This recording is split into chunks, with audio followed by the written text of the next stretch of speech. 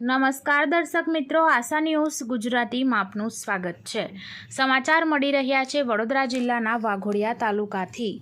માનનીય વડાપ્રધાન શ્રીના 75મા જન્મદિવસ નિમિત્તે નિરોગી ભારત અંતર્ગત સૌપ્રથમ વખત વાઘોડિયા તાલુકાને નિરોગી બનાવવાનો વાઘોડિયાના ધારાસભ્ય ધર્મેન્દ્રસિંહ વાઘેલા દ્વારા સંકલ્પ લેવામાં આવ્યો હતો। વાઘોડિયાના રુસ્તમપુરાથી 100થી વધુ ભાઈઓ બહેનોને બસ દ્વારા ધીરજ હોસ્પિટલ ખાતે બોડી ચેકઅપ માટે લઈ જવામાં આવ્યા હતા। સુમનદીપ વિદ્યાપીઠ સંચાલિત ધીરજ હોસ્પિટલ પીપળિયા તેમજ વાઘોડિયા વિધાનસભાના ધારાસભ્ય શ્રી ધર્મેન્દ્રસિંહ વાઘેલા દ્વારા તાલુકાને નિરોગી બનાવવાનો સંકલ્પ લેવામાં આવ્યો હતો। આ કાર્યક્રમમાં વાઘોડિયાના ધારાસભ્ય શ્રી તેમજ મામલતદાર શ્રી તેમજ ભારતીય જનતા પાર્ટીના કાર્યકરો, સરપંચ તેમજ આગેવાનો ઉપસ્થિત રહ્યા હતા। આ ઉપરાંત ડોક્ટર દ્વારા સલાહ આપેલા તમામ અન્ય ટેસ્ટ પણ નિઃશુલ્ક કરવામાં આવશે।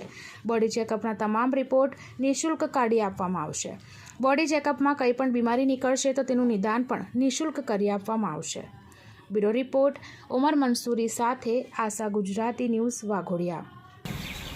આજ રોજ રુસ્તમપુરા ગામ ખાતે આપણા દેશના અને આપણા ગુજરાતના પનોતા પુત્ર માનનીય નરેન્દ્ર મોદી સાહેબના 75મા જન્મદિવસ નિમિત્તે નિરોગી ભારતના અંતર્ગત નિરોગી વાઘોડિયા તાલુકો બને એ માટે થઈને આજે રુસ્તમપુરા ગામ ખાતેથી 125 ભાઈઓ બહેનોને અહીંયાથી બસ દ્વારા ધીરજ હોસ્પિટલ ખાતે લઈ જવામાં આવશે। એમને તમામ બોડી ચેકઅપ કરીને કોઈ પણ પ્રકારની નાની મોટી બીમારી હોય તો રિપોર્ટ પણ તમામ બોડીના ફ્રી કરવામાં આવશે। કોઈ પણ નાની મોટી બીમારી હશે તો એને પણ ફ્રી કરવામાં આવશે। એ લોકોને રહેવા માટે એક પણ રૂપિયો ચાર્જ લેવામાં નહીં આવે। જમવાનું પણ એમને ફ્રી આપવામાં આવશે। એમની સાથે કોઈ એમનો ઘરેથી એક વ્યક્તિ હશે એને પણ રહેવાની, જમવાની બધા જ પ્રકારની ફ્રી વ્યવસ્થા કરવામાં આવી છે।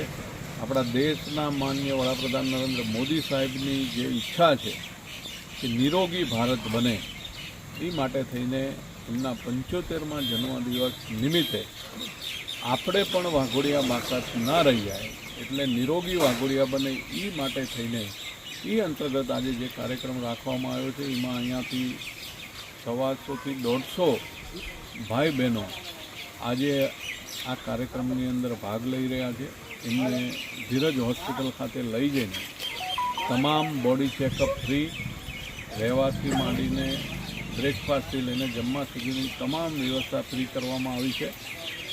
આ ખરેખર આની અંદર જે કંઈ આશા વર્કર બહેનો, અમારા સરપંચશ્રી, અમારા મામલતદારશ્રી, અમારી ભારતીય જનતા પાર્ટીની ટીમ, ભાઈ લલ્લાભાઈ, ભૂપેન્દ્રસિંહ, બ્રિજેશભાઈ, અમારા રુસ્તમપુરાના સરપંચ અને મારા મિત્રશ્રી મહેન્દ્રસિંહ, જયભાઈ, તમામ લોકો હાજર રહીને જે લોકોએ આની અંદર કાર્ય કર્યું છે તમામને હું ખૂબ અભિનંદન આપું છું। અમારા વાઘોડિયાથી રમેશભાઈ પણ આવ્યા છે।